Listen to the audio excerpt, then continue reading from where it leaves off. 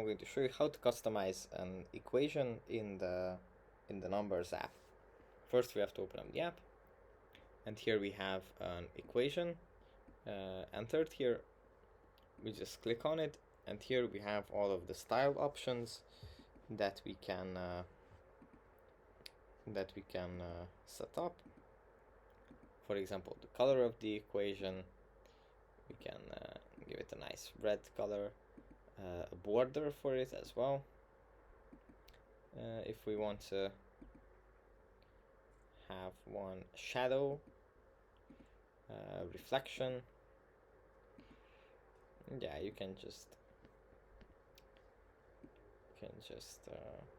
customize it to your liking. Then set the opacity as well,